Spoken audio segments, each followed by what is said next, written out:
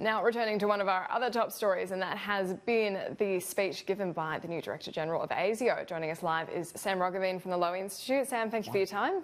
Thank you. Now, this is pretty extraordinary to see the head of the spy agency giving a speech like this in an organisation that's been known for not being out in the open, not being very public. This is certainly a move towards a bit more transparency. Yeah, good news on that front, and apparently it's going to be an annual briefing. It was a bit more than a briefing, actually. There were several hundred people in the auditorium in ASIO. It was really quite a production, actually. I mean, ASIO's got this brand new building across the lake from us here at Parliament House.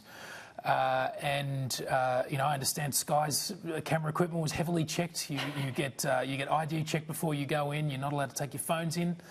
So it's quite a production. And Mike Burgess, I think, gave an interesting speech. No huge revelations in the speech, perhaps other than the fact that he put the threat of right-wing extremism quite high on his list of priorities for ASIO.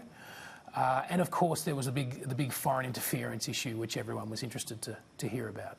Well, I mean, it is quite an alarming thing for the head of our security agencies to say that it's the most interference we've seen since the Cold War. Yeah, indeed. So, yes, he made that point in several different ways, actually, the comparison with the Cold War.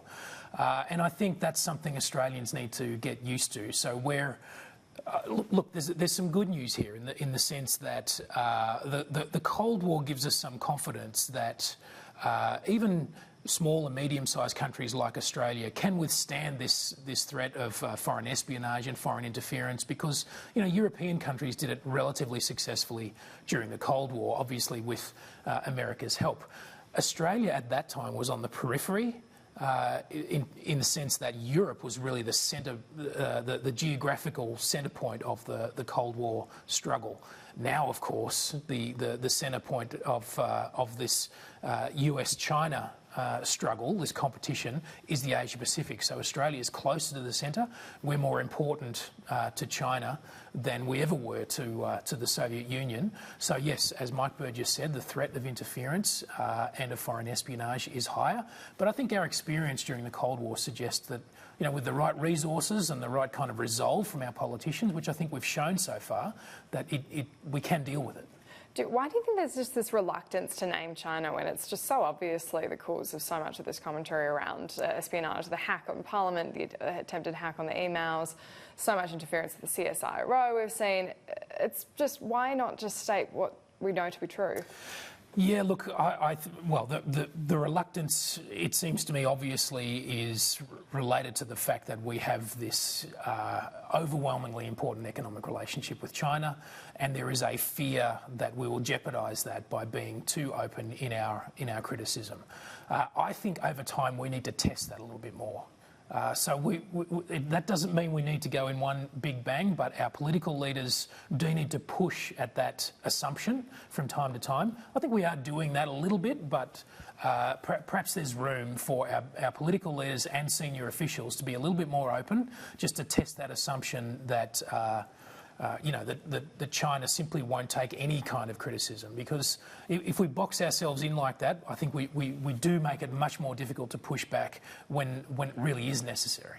And what did you make of the commentary around the rise of right-wing extremist organisations? It hasn't been a focus, certainly in public discourse, as much as Islamic extremism, but it's certainly a cause for concern.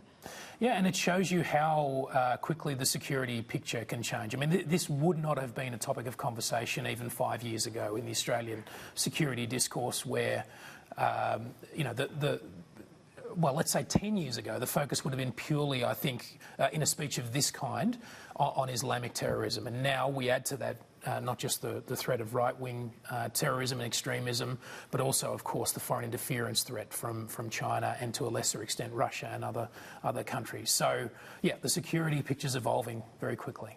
What do you make of this new approach from ASIO? We're going to get this speech every year now. It certainly seems like they're trying to be more transparent. Do you think it's a good thing? Yeah, I do. And I think, look, for institutions like ASIO to maintain their sense of authority among the Australian public, it helps for the Australian public to be informed and to know as much as possible about what agencies like ASIO are doing on their behalf. They can't operate entirely in the shadows. We've had a kind of test, a sort of inadvertent test of this over a few years ago when we had not just WikiLeaks but Snowden then come out with what you might call inadvertent transparency of the kind that the intelligence agencies didn't want, and yet it happened and they survived and did it pretty well. So what I think that shows is that the intelligence agencies can withstand quite a bit of transparency and still do their jobs quite well. Sam Roggeveen from the Lowy Institute, thank you for your time. Good. Thank you.